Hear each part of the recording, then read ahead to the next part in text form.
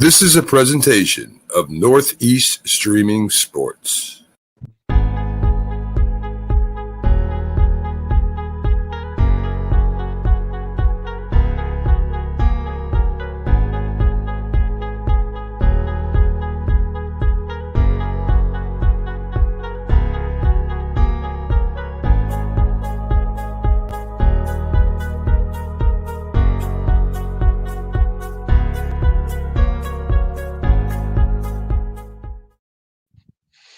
What's up, everybody?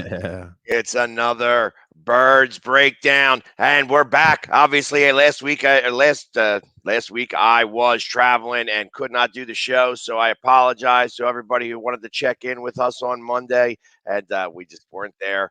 But we are back, and we're broadcasting live on Facebook, YouTube, Instagram, Twitter, Twitch, and Northeast Streaming Sports Network and Zodiac TV.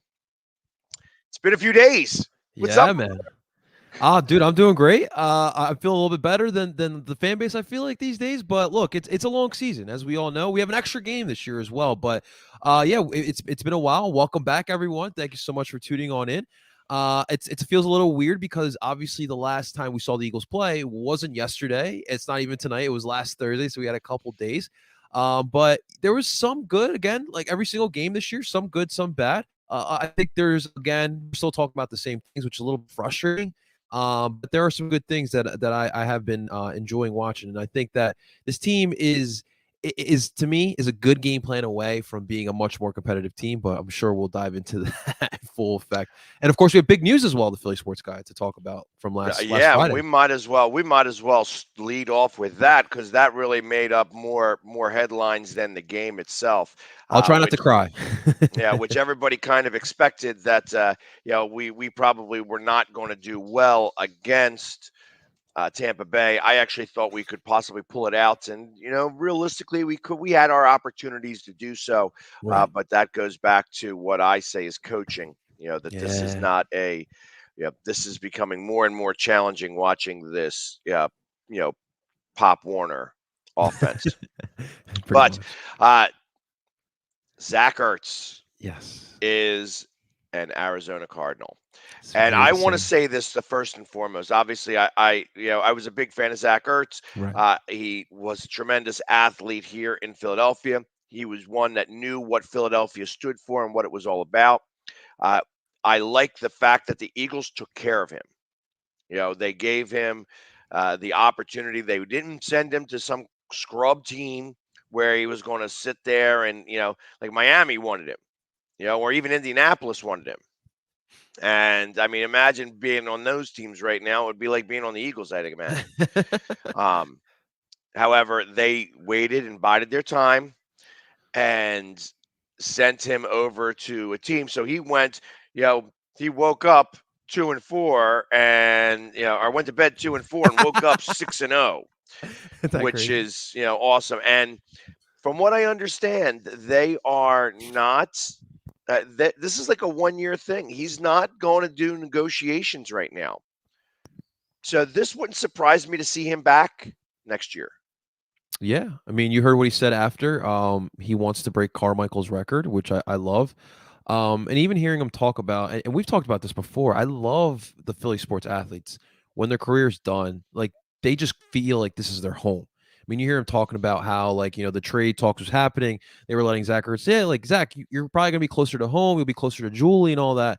And he's like, well, this is my home. Like, he's made this his home since 2013 and he came in the league. He's put his heart, his sweat, his tears, his blood. He literally bled for this franchise. And he's like as old school as it comes with when it comes to the Eagles, an Eagles player. And it definitely sucks. I mean, Zach, to me, I every time I think about him, I think about the Super Bowl. I mean, he pretty much had the game-winning touchdown in the Super Bowl, and that was a big moment for all of us. He broke a lot of records. He was a lot of fun for most of his career here in Philadelphia. He was a top 5 tight end, and that nothing's going to take that away from him. But yeah, we're both heading in different directions. I really hope he does get that ring. Obviously, I'll have a rooting interest in the Cardinals in the playoffs because I don't really think our team will be making it, but. In return, I think what we need to take away, because I think we all kind of expected this to happen, like at some point this season, Ertz was going to go. But I don't think this trade was as bad as some Eagles fans make it out to be.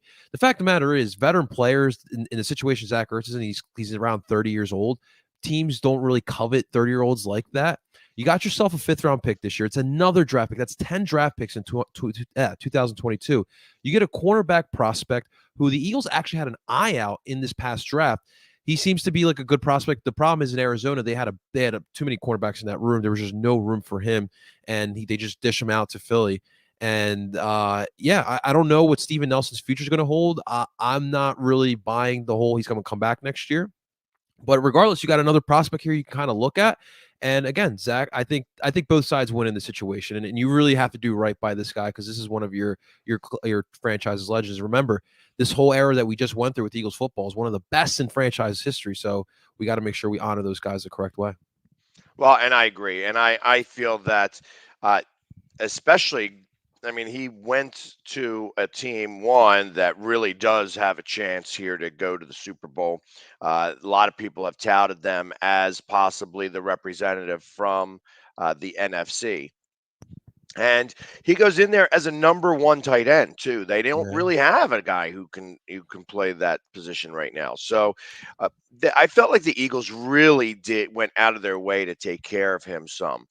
And I feel that showed a little bit. And I know that the media is always really quick to criticize this franchise for a lot of different reasons. And I felt that this was something that Howie did right, and not only that, it's important that he showed that, and they show that the right way, because that's something that players really care about. Yeah. How is it, like when you're, who was that Dallas Cowboy that came here for a few minutes and then went out and then started crying about the fact that it sucked being here? Orlando Scandrick. That's him. The crummy Orlando. That douche. Obviously, nobody cared about what he had to say. Right. You know what I mean? Because all he was a little whiny baby. Mm-hmm. I tell you, I mean, Zach Ertz was always very emotional. He always wore his heart in his sleeve. Yeah. I remember at the end of the playoff game, or the end of the season last year, that he sat there out in the field because he didn't want to come back in, and it was him and Kelsey and Wency. Yeah, all 3 of them were sitting there trying to figure out whether they were going to be back or not. And it just so happens that now out of those 3, Kelsey's the only one that's still here. Who would have thought that one? But no, Ertz and Howie, I think they reconcile their relationship over the off season and of course in training camp as well. So I think at that point, Howie's like, I think we got to do best by Zach Ertz here. And it's crazy, man. Yeah, you mentioned that offense. That offense is already dangerous. Kyler Murray took another step in his game, and adding a tight end to that already dangerous offense, it's going to be fun to watch as a football fan. But yeah, you just hope for nothing but the best for Ertz. And we'll see what happens, but it's crazy. Now the question is, does Kelsey keep the blonde hair now, or does he just shave it all off because Ertz is now gone? I thought that he would have just dyed it back. There you go. However, it is what it is. So it's got to be grown out now. I know my hair grows like weeds, so when I have blonde hair, it grows out really quickly. So I can imagine it's only a matter of time before that blonde hair has disappeared, and it turns to some gray. How about Ertz getting a touchdown in his last game as an Eagle? That's pretty cool. Again, I kind of felt that was something that they went out of their way to do. I know that the players didn't know, but he did know. Right. Going into Thursday. Actually, they let it be his option that he had the opportunity to play this last game or get traded on Wednesday. And he wanted to play this last game here. And luckily, I mean, thank God of that, because obviously, Goddard was out in, COVID protocol. So, who would have been our tight end, if he wasn't able to go? I mean, I haven't even seen or heard of Richard Rodgers at all. No, Jack Stoll was the second tight end on that roster, the Nebraska kid. And then there was a kid from Oregon State they brought up from the practice squad. I forget his name, but yeah, I think they cut Richard Rodgers because I haven't seen him anywhere since preseason. So it is definitely weird. I don't know exactly what happened. Yeah, and obviously Tyree Jackson will be here next year. I know that they are really excited about that. He even mentioned it when talking about the trade with Ertz, that that obviously they have Dallas here, and Tyree Jackson was brought up even in that conversation by Howie. So they really do have him high up on their list of somebody who could really start to take over for Ertz. Yeah. In that position. But you saw a lot on Thursdays. I'm sure we'll get into it, but you saw a lot of the 11 personnel, and I think that is what Sirianni would rather run. You had those two tight ends; they're really good tight ends, so that's why you saw a lot of 12 personnel. But obviously, your boy Quez has been stepping it up and solidifying himself as that number 2, and you got Rager. I'll leave it at that. You got Rager. Yeah.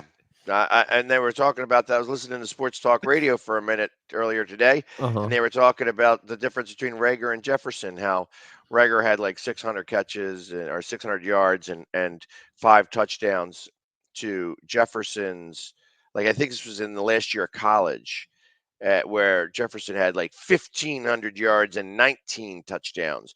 And somebody thought, in that room that Rager was going to be better than Jefferson. Yeah, we all got that one wrong, man. But I think for me, what really frustrates me with Rager is just the immaturity. Like, to me, when I watch him play, like I know you love Dwight Howard, but what really bothered me about Dwight was when he clearly fouled someone and he's like arguing, like, dude, that was a clear foul. Like Rager on Thursday, there was like 2 instances that the first pass interference. Like, why are you pointing at the guy? Like, get up and go back to the huddle. You don't need to point. You don't need to showboat. You don't need to do any of that. The penalty happened. Just walk back. He just does too much talking. And it kind of drives me insane. And the problem is the play doesn't back it up either. So it just gets a little frustrating. We could talk about the play, but I mean, I'm not sure where this comes from. I just read a report just a few minutes ago that Nick Sirianni is not on the hot seat and will be back as an Eagles coach next year. I have not heard, now that came from Jay Glazer, and I'm not exactly sure why it decided to come out right this very second. It's a weird time, yeah. So I'm not sure if Jay asked the question and that was the response, or the Eagles went ahead and said, hey, we just want everybody to know that he is our coach, and we're going to be doing everything that we can to help him get through this. I am a little frustrated. Well, as probably most of the fan base is. When Nick Sirianni said that they wanted to keep everything basic and simple, I did not realize he meant that we're going back to Pop Warner football. Mm-hmm. And the problem is that everybody sees the plays that he's calling. Mm-hmm. Everybody knows what's happening. And even when they score some touchdowns, obviously, and that's mostly on the legs of Hurts, it's very wishy-washy.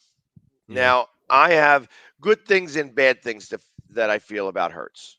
Mm-hmm. Hurts,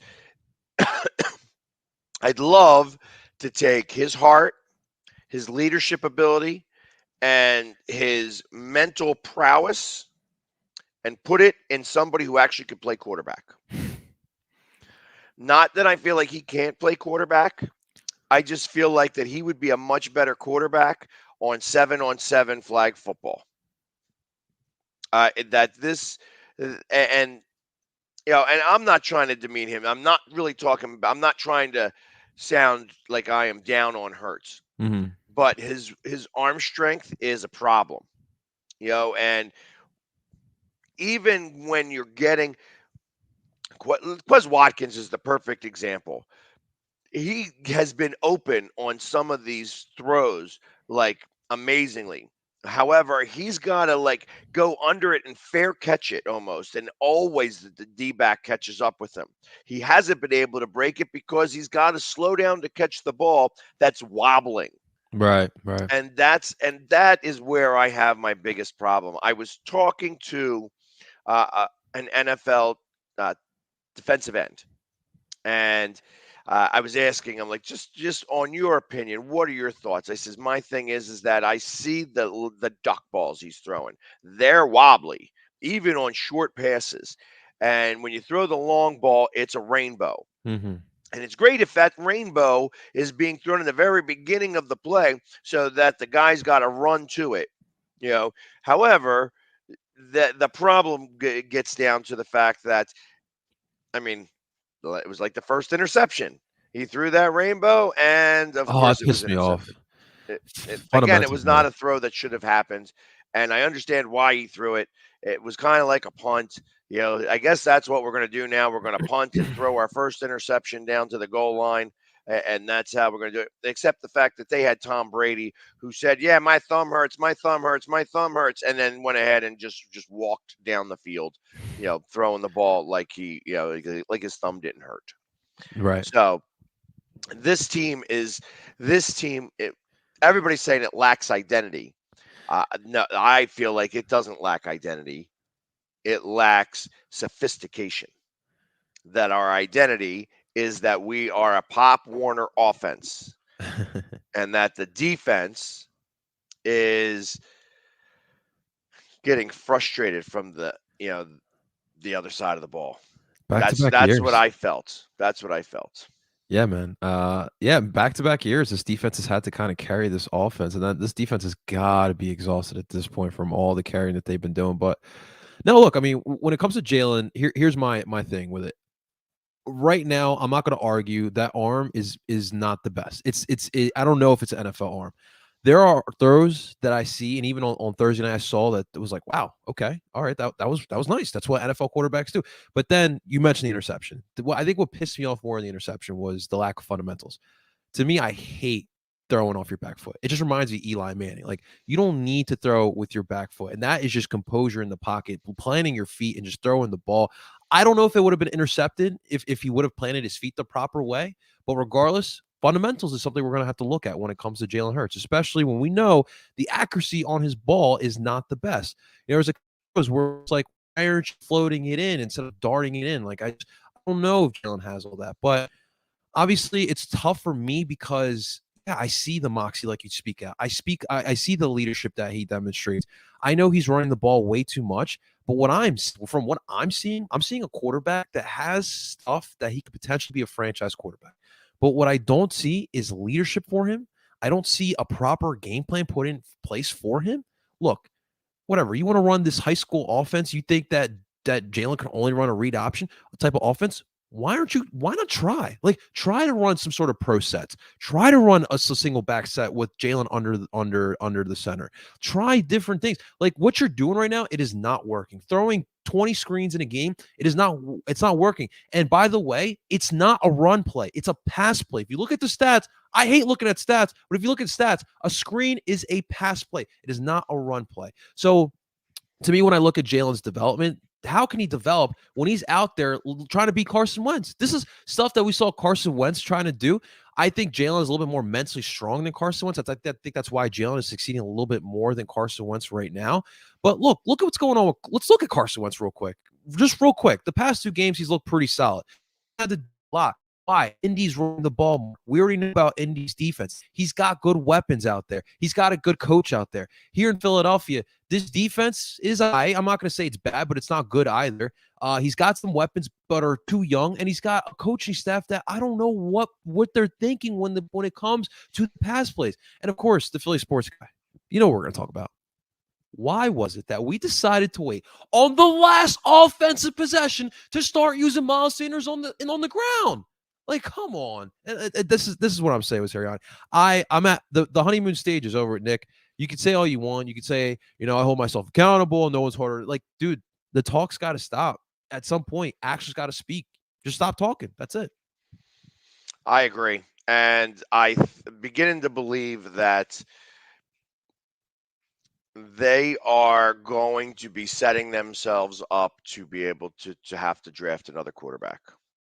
That as of right now, as of today, right this very second, the Eagles would have the 2nd, 6th, and 7th pick in the draft. Pretty nice. So talk about that would change. That should change a franchise. Here's the other issue. Look, you know me. I'm not big on the college game, but there's no Trevor Lawrence, there's no Andrew Luck out there in this draft. So, like, okay, we have three potentially. Let's say we have 3 picks in the top 15. Where's the quarterback going to come from? Like, where's the quarterback that's going to change this franchise around? So that's another issue we got to be thinking about. This is why I really wanted Jalen to be the guy, because I just wanted to focus on defense. And from what I'm hearing, this is going to be a solid defensive draft. But again, we're going to have to wait and see. But I don't even, was it Rattler the best QB prospect? Carson Strong from Carson Strong seems to be the QB prospect out of Nevada. So that should say everything for you guys right there. But yeah, it's not bad. That's not a bad sight to see this morning. Well, I am ready to, like I said, something's got to give. Something's got to give. I'm tired of talking about not running the ball. You know what I mean? I'm tired of talking about it. It's so ridiculous. It amazes me that realistically, and this is going to segue into our Philly Sports Trips statistics of the game. Again, Philly Sports Trips. We still have tickets available to go to. Since we're going to Vegas next week, but we still have tickets available to go to Denver and also all of the bus trips, both New York games and Washington. So definitely go to phillysportstrips.com to get in on all the info and get your tickets now. So the one statistic, there's actually 2 statistics that really stuck out to me more than everything else. The first statistic was that they had more penalty yards than we had individually passing or rushing. They had 120 penalty yards. We had 115 yards passing and 100 yards rushing. Yeah, that flag was throwing a little too friendly, though. If I'm being honest, on Thursday night, and I'm specifically looking at the taunting play. Look, regardless, Jannard Avery needs to be a smarter player. Like that. That's just the fact of the matter of it. But that pass interference at the end with Darius Slay and Mike Evans, be a little questionable about that. Well, and I was really talking more about Tampa Bay had 110 yards of penalties. Okay. So I just saw that too. Over or 120 yards of penalty. So over half of our offense was created in penalties. That is ridiculous. The other statistic that really stands out to me more than anything else is the time of possession. Yeah. For lack of a better term, it was 40 minutes to 20 minutes. And the last time I saw numbers like that, there was a guy named Chip Kelly here who was running offensive plays a lot. That is pathetic. Pathetic. And this is telling me it's way too much. There's way too much happening to be able to have to, one, keep the defense on the field that long. Obviously, when the defense is on the field for 40 minutes, you're going to lose the game. And it doesn't matter how close it is. I do want to give credit to the defense because I felt like they played pretty solid for, what you just talked about, that time of possession. I thought this Tampa Bay offense was going to put up 40 on us. And for them to hold them to 28, I think the defense should feel proud about that. I don't think that they were the reason we lost. I think they didn't care. I think Tampa Bay could have put 40 on us. I honestly, absolutely believe that.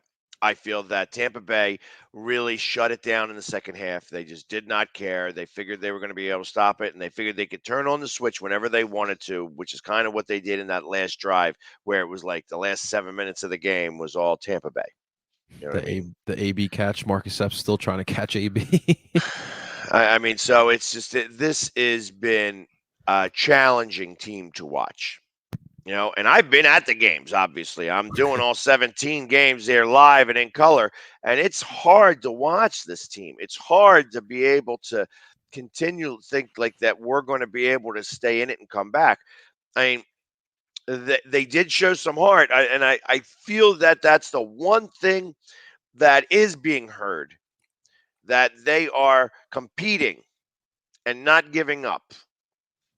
This is true. Now, again, it's, I've had my frustrations with 3rd and 1s.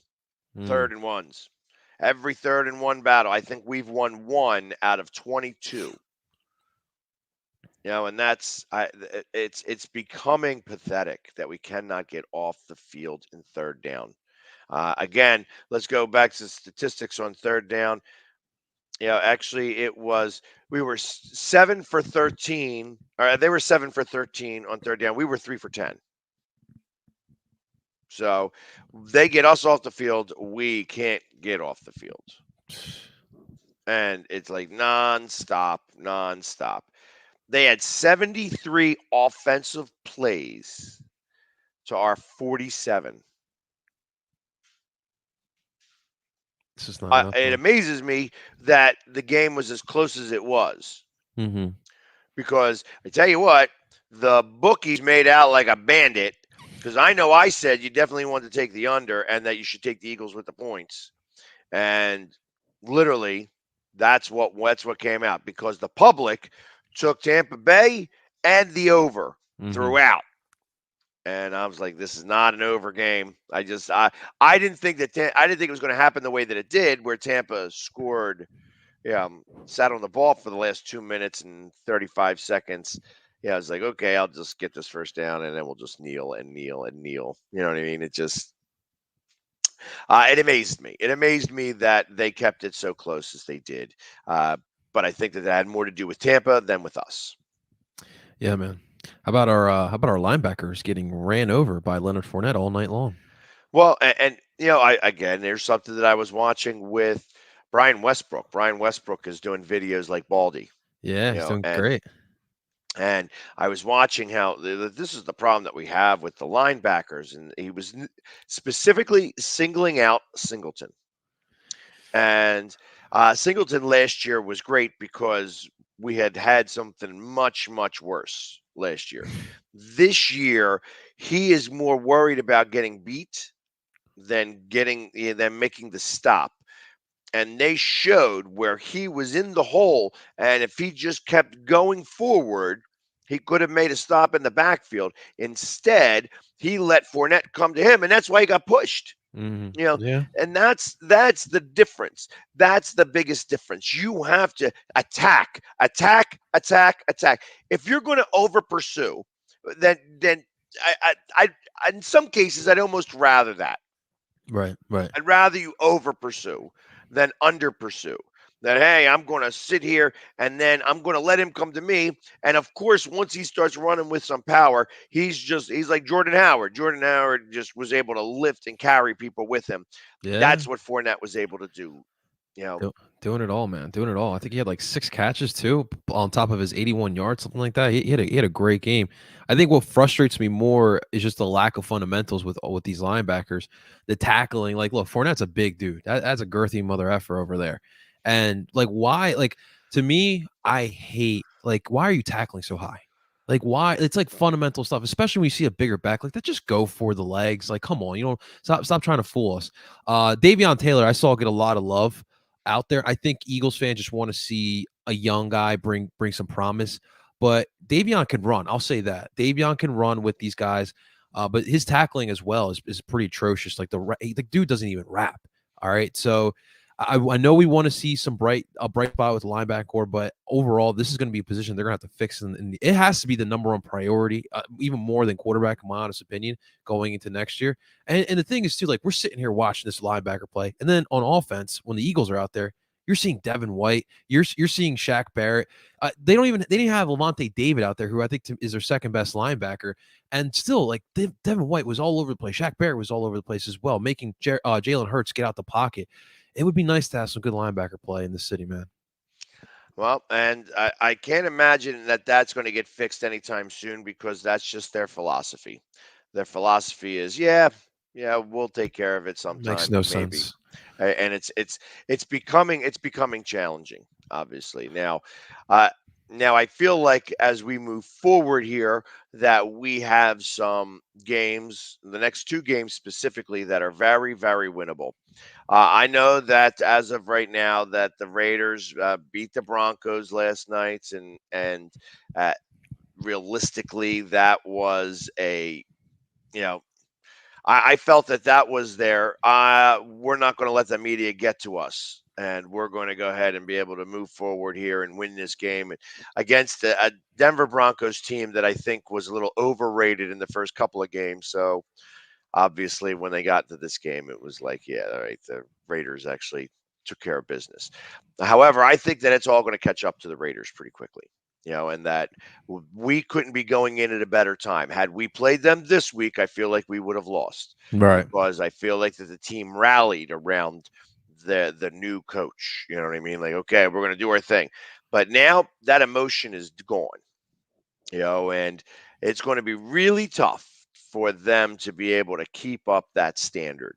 And I think that John Gruden had a lot to do with being able to get them prepared to that point. And now he's not there. And it's hard to replace that. And along with the fact that they're going to still be answering questions, they're still going to have to deal with the media presence over there.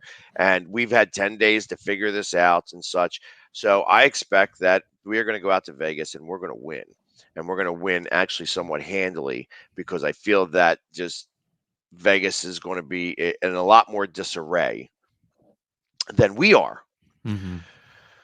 And then we have Detroit after that, which I think is also a very winnable game, although Detroit has been doing everything that they can to try to stay in games. Yeah. And they've been doing pretty well in that regards, at least that they've been keeping it close. That's still a very winnable game, if not, an automatic win. Right. So literally at the end of week 8, we could be or should be 4-4. And at that point, what does this fan base think then? Well, I think that the fan base is going to automatically think what they're thinking now, because I don't know that the play calling is going to change to make those wins happen. And that's going to be something hard to deal with. On top of that, then you have like the Chargers, and then it's so like, and then Denver, so like, all right, do you win those games? I'm listing Denver as a win. I'm listing the Chargers as a loss. And then I am taking the NFC East and winning 4 of those 5 games, thinking that we're going to sweep Washington and sweep the Giants. Okay. Now, the Giants are going to be raring for us, and we, the first time they play us.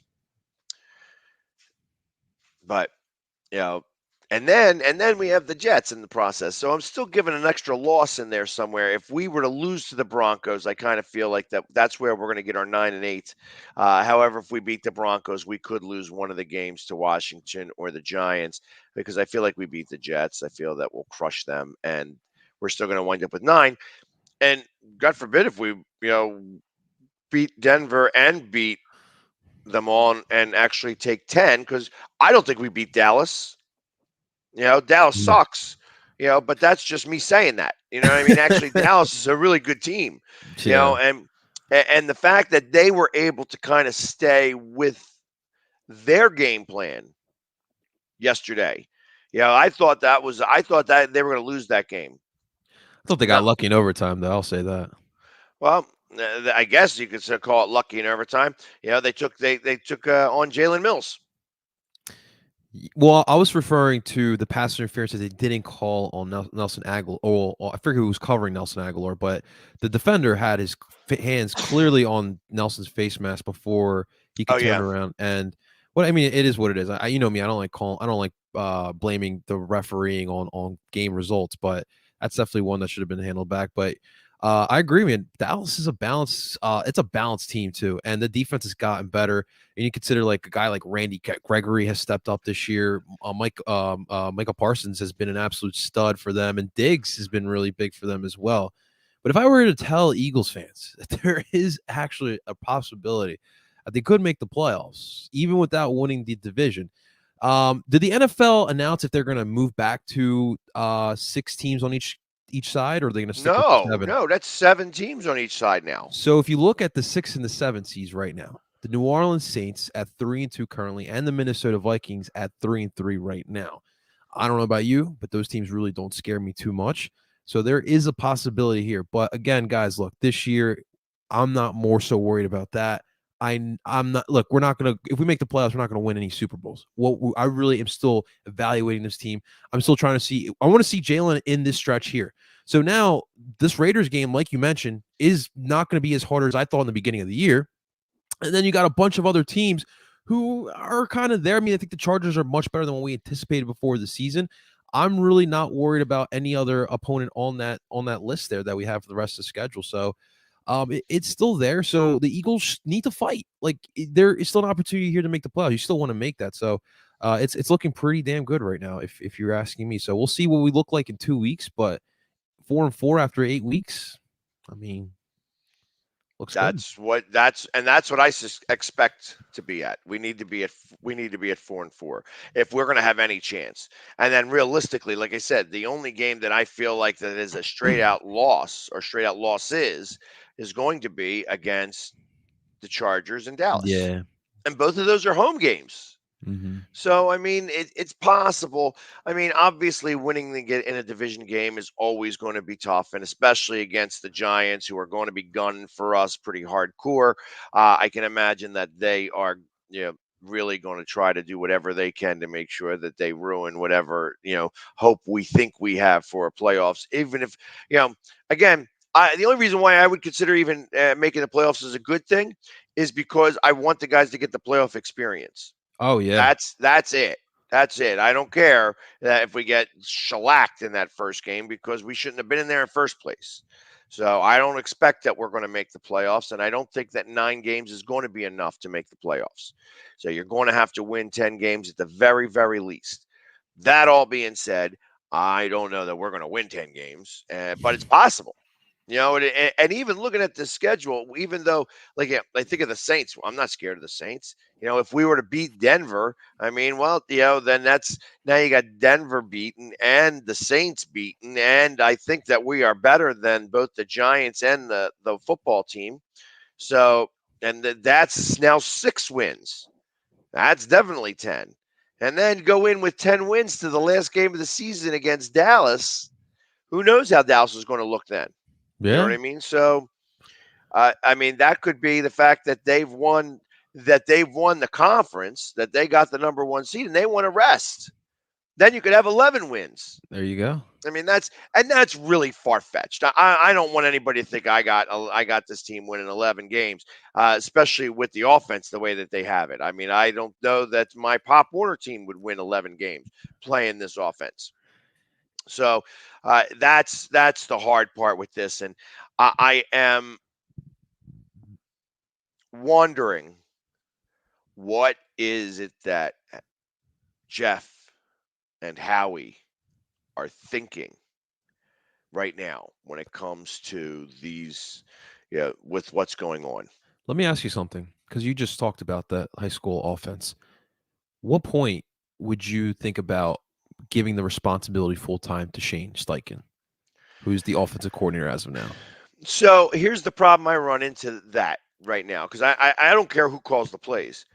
Is there other plays? Have they figured anything else out? Is there more to this playbook than the 8 plays that we see? Because as right now, all I see are 8 plays.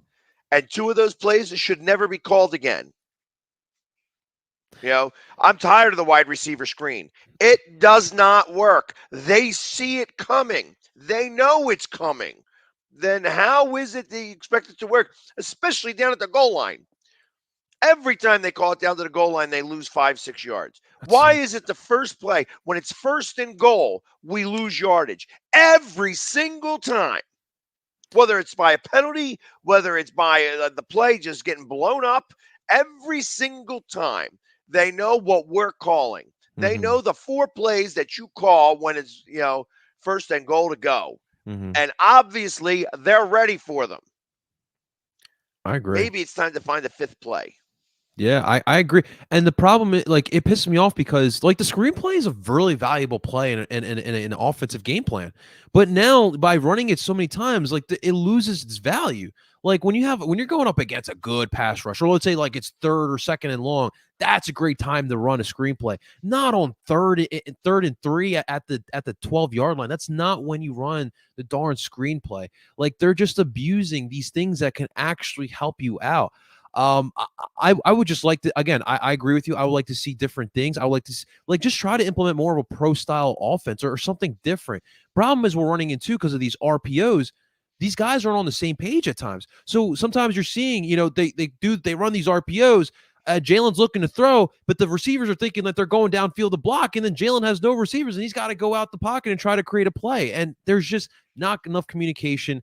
And again, it goes back to the fact that this coaching staff is not having the gumption, and they're putting way too much pressure on a kid who is pretty much a rookie quarterback. God bless. Right. And I don't think it's going to get any better.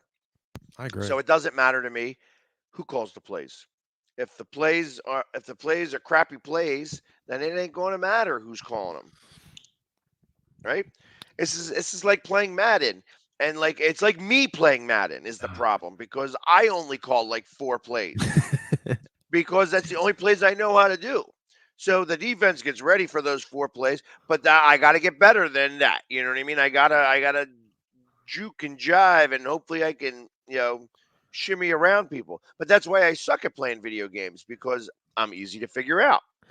These guys are getting paid a lot more money than me playing a video game. But what happened to those promises we were promised in the beginning of the year, where you're hearing Sirianni and Gannon? I think Gannon's done a better job, but we're hearing Sirianni say "Oh, I don't know how our offense is going to be. It's all about personnel. It's all about what we have on the field."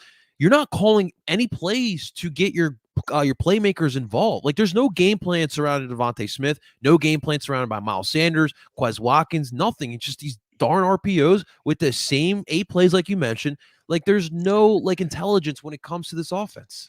And it's not going to get any better. Yeah. That's what I'm afraid of. It's not going to get any better. That I said that I thought that it was going to take 8 weeks for the offense to start to settle in and get itself acclimated to being able to run efficiently.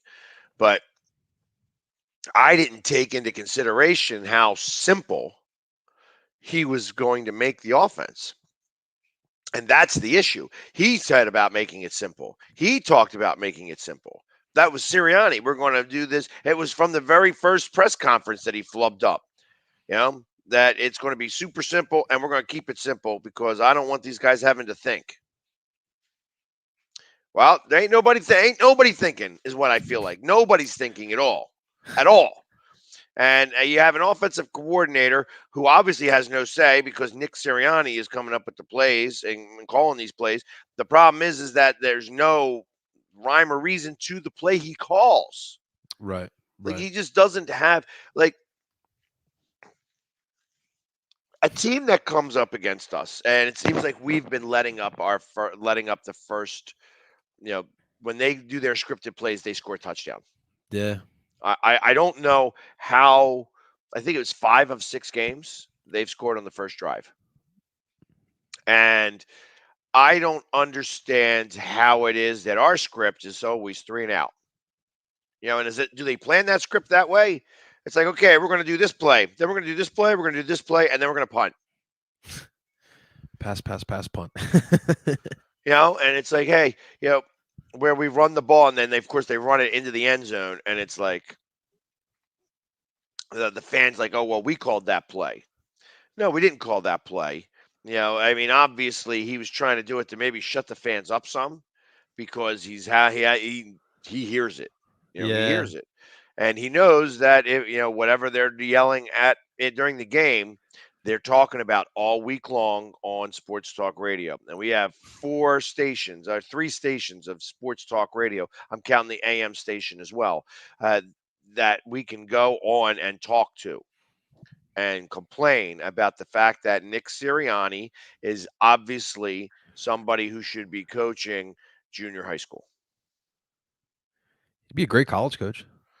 Would he? I feel like that good college coaches, a good college coach going up against him would beat him. This is true. So you just studied under, Frank, and he is fairly innovative. Yeah. Didn't you get anything from that? You didn't learn anything from being under Frank? You know what's crazy though? Frank's offense, they run the ball quite often. Where did that come from? Why is it not here? I don't, maybe because he realizes that Wentz isn't as good as he thinks he is. Hey, listen, I was happy that Wentz has won the last 2 games. Yeah. We needed him to win those last 2 games. Or actually he played well and lost. And that was probably the best case scenario where that loss had nothing to do with him whatsoever. He actually played a pretty good game. And then the play calling got a little stagnant in the in the fourth quarter, and they played not to lose, and they lost. Right. And that's what happens sometimes. So that couldn't have worked out any better for the Eagles because he's playing all those snaps. I expect that he's got it, and he needed to win, and he needed to win convincingly. I'm glad that that happened as well because they absolutely needed to put Houston away and on their butts quick, and he did. And now I fully expect that gives him another 3 weeks. So now we're at week 9. If he loses 3 games in a row, now you got to start to consider whether he's going to be benched or not because you don't want to lose that first round pick. I mean, if you're Indy too, that division. I mean, listen, Tennessee's not running away with it, so they're still in it. And we'll see how they look, but things are looking up there for us as far as that draft pick goes. And I know we keep looking at who would have thought Miami would have been this bad? I did not think they look incompetent at. I thought they were going to be this bad. So Miami is going to definitely pull it, do better in the second half of the season as they did last year. Now Tua, I mean, obviously they got no quarterback. Whether it's Tua, whether it's whatever, Fitzpatrick was able to do certain things for them last year and just be able to pull out games out of his butt. But now it's no longer ability to have that. That team stinks out loud. And I was happy. I was like, damn, we're going to wind up with the 49ers pick. We don't have the 49ers pick. We have Miami's actual pick. And that's going to wind up being a top 3 pick. Yes, sir. Imagine. And especially now, like who is the team that's got no wins right now? The Lions? Detroit Lions. That's right. Yeah. And do we help ourselves out by maybe losing to the Detroit Lions so that maybe we could wind up with the number 1 pick in the draft? Could that be? I mean, how possible is that now? It's scary to think of it like that. That we're going to lose a game so that we wind up getting the first pick from another team. Right. Help ourselves out some. I think it's still too early in the season to try to play that. I think we still win as many games as possible and try to get in the top 14 and get into the playoffs. I agree. We'll see if that really actually does occur. But I expect that, really right this very second, I mean, even though I guess on paper, we still have the worst division in the National Football League. The Colts division is right there with us. I mean, the Titans got spanked again, didn't they? I haven't been looking. I think they have. No, I think you're right. Yeah, they're 3-2 now.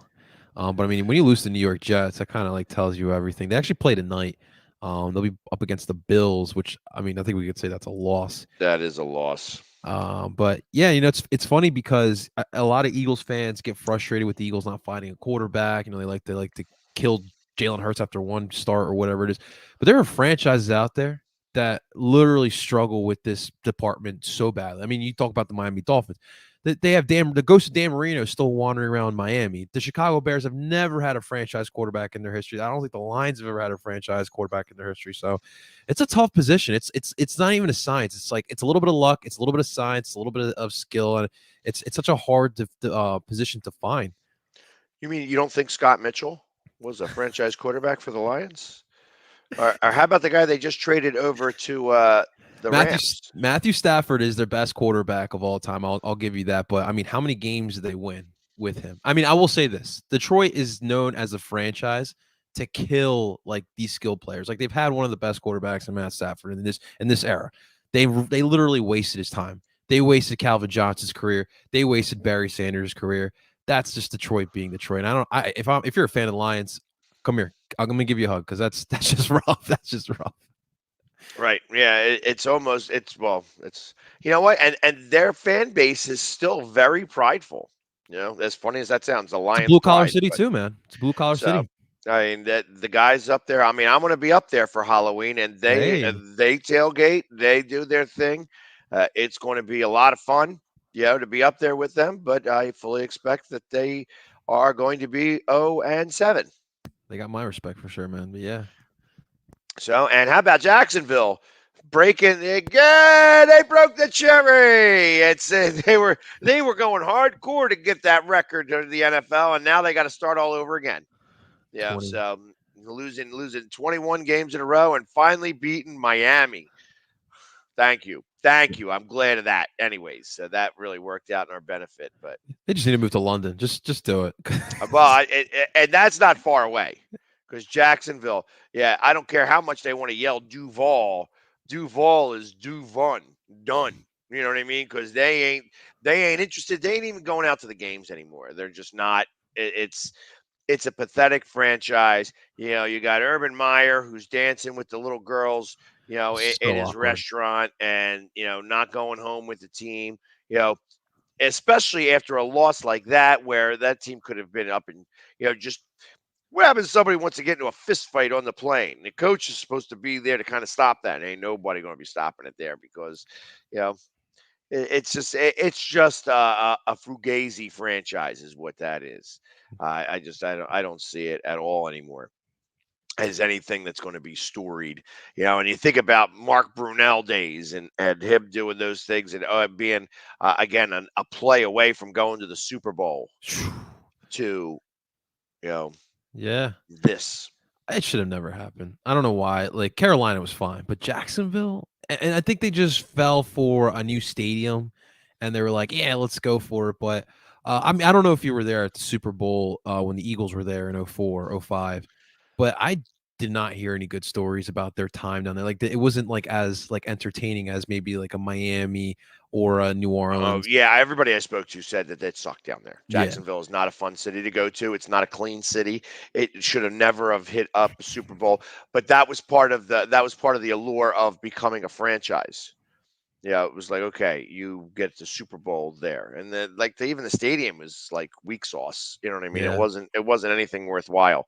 So, and I mean, I still have to hit that stadium. I did not go to that Super Bowl, so I did not see the Eagles play there. And the last time the Eagles played Jacksonville was over in London. Right. So they haven't not been to Jacksonville for now going on since the Mike Vick days, right? Yeah, I want to say it's going on what, just about 12 years now? Yeah, because I think it was 2010 we were there. Yeah. So sheesh. All right. So there you have it. You know what I mean? It's like that's just like next year. I think next year we're or is that? Because when we went to I think you're right. Next year we'll be in the AFC South. The Jacks will have to come but I up think here. they come here. I think they come here because we were in London for 2018. I think we'll go to Houston and Indy. Possibly. Yeah, because we went to Tennessee in 2018. So yes, Titans will come here, Jags will come here. We'll go to Indy, which should be a fun game going up against Carson. If he's still there, we'll see if that happens. And then, of course, we'll be going down to Houston. I've been to Houston Stadium already. It's Houston's not bad, and they've also got some really good fans out there. And again, talk about loyalty, where that franchise is in disarray, and the franchise, the fans are still there. Not only are they there for football, but they're there and they're banging the trash cans now. Yeah. You know what I mean? So no, but it goes back with them because remember they had their franchise stolen from them from Tennessee. They moved the Oilers to Tennessee, and then those fans waited until the Texans came in 2002, and then obviously we know the Texans went for their franchise's history. So those are some loyal fans down there for football at least. Right, exactly. And I mean, I liked the Houston Oilers back in the day. So I mean, that was a fun thing to watch, and I'm sure you were enjoying the House of Pain game. Yeah. I'll never forget I think it was a 37-second play where I don't even remember who the quarterback was, but he ran on one side of the field, the other side of the field, back on the other side of the field, underhand throw it before he ran out of bounds to make a completion. Now, this is back with the Houston Oilers days. I mean, it was one of those things that was just like, wow, did we just see that? Literally, it was like 38 seconds of playtime, actual people running around, chasing the quarterback and whatever. And he just did a whole, like a softball pitch pass and it was a completion for like 7 yards. It's one of those plays that I think about. So good old days. But yeah, it was those were the good old days. And like I said, the fans were great then. They're still great there now. That stadium's actually a really nice stadium. Being in Houston's actually fun to do. So, as we're talking about Philly sports trips next year, we're going to Houston, I'm sure. But that being said, any prediction? What your prediction for Vegas? For Vegas, things have changed. I did not think this was going to be a win, but I think that the Eagles, look, all these games that they have lost, besides maybe Dallas, I felt like they had an opportunity to win. Even the Chiefs game, I felt like that was in their grasp. But the Eagles have gone through these circumstances, and I feel like they're learning. I think this young team is learning. Again, we're going into this week. The question mark is the coaching. Is Sirianni put together an actual game plan with an actual offense that can succeed? That is my only question mark. I think the Eagles will find the way to win. And here's another key we didn't talk about. The Eagles have yet in 2021, even in Atlanta, have yet to play a complete game. I'm talking all 4 quarters where I felt like they actually put it all out there. And I want to see them actually do that here this week. I have the Eagles beating the Raiders. I'm going to go 23-20. Okay. That's actually not a bad score. I have it being a little bit more higher scoring than that. I think that the Eagles will actually run up and down the field. I don't think that it's going to be because of coaching. I don't think the play calling is going to be any different. I just think that the Raiders are just going to be that flat. And I think it's going to be where the Eagles are going to win by like 10 points. It's almost going to be like a statement win, except that we're not going to be sure what the statement is. And that's I can't say that any differently than that. Like I have it like 38-28. Okay. So if I was the betting guy, the over is what I would call, because I still don't trust that the Eagles are going to be good enough to win this game. I don't trust the fact that I think that the Raiders are going to be as sad as I'm making them out to be. And, it is my birthday, on Wednesday, and I am going out there. I am going out there to go fly out there on Thursday morning. So I'm going to be celebrating my birthday weekend out there in Vegas after I go to a hockey game on that Wednesday night to watch the Flyers beat the hell out of the Bruins. Oh, we better.